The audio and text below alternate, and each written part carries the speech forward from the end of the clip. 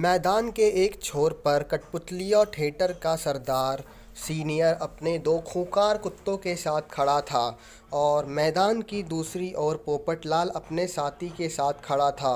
जैसे ही सीनियर की नज़र उन दोनों पर पड़ी, सीनियर ने अपने दोनों खूंखार कुत्ते उनकी ओर छोड़ दिए। कुत्ते उन दोनों की ओर झपट पड़े और कुत्तों के पीछे सीनियर भी भागने लगा। ऐसा लग रहा था मानो सीनियर और उसके कुत्ते उन दोनों के खून के प्यासे हों और आज खेल को ख़त्म कर कर ही मानेंगे। तभी एक तरफ पोपटलाल भागा और दूसरी तरफ उसका साथी। पोपटलाल भागते भागते एक पेड़ पे चढ़ गया और उसकी चोटी पर जा पहुंचा और वहीं पर उसका साथी झील की ओर दौड़ पड़ा। उसने झील के अंदर छुपना ठीक समझा।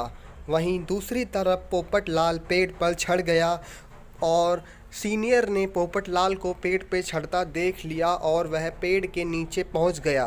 वह पेड़ की डाली को तेज तेज हिलाने लगा।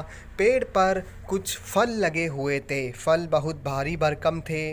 तभी उसमें से एक फल उसके सर पर जा गिरा। सीनियर के सर पर वह बहुत तेज लगा।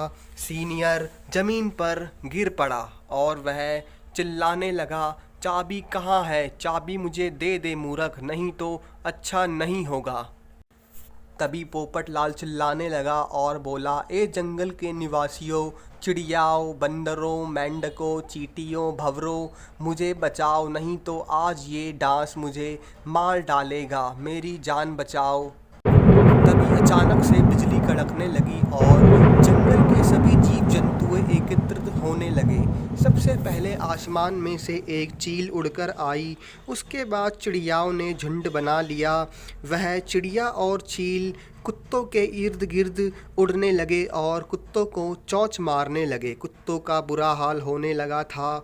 वहीं दूसरी तरफ मधुमक्खियाँ और भंवरे सीनियर के कानों में भिन्न भिन्न करने लगे। बर्रे भौरे जतैये उड़ उड़ कर सीनियर को डंक मार रहे थे। वहीं दूसरी तरफ काली चींटियाँ लाल चींटियाँ दोनों मिलकर कुत्तों के पैरों में अपने डंक गड़ा रही थीं। ऐसा लग रहा था मानो जंगल में युद्ध छिड़ गया हो। सभी पशु पक्षियों और कीड़े मकोड़ों को देखकर पोपटलाल और उसके साथी में भी जोश आ गया। उन्होंने खुल्लम खुल्ला युद्ध का ऐलान कर दिया। चील लगातार अपनी टेढ़ी चोंच से कुत्तों के सर पर चोट पहुंचाती जा रही थी।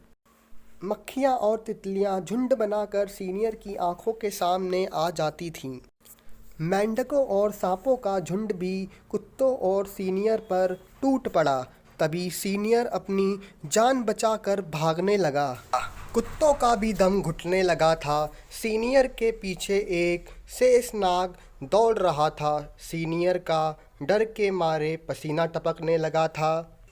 सीनियर को तो अब यह समझ नहीं आ रहा था कि इस मुसीबत से कैसे बाहर निकला जाए। तभी उसे एक तालाब दिखाई दिया और वह उस तालाब में कूद गया।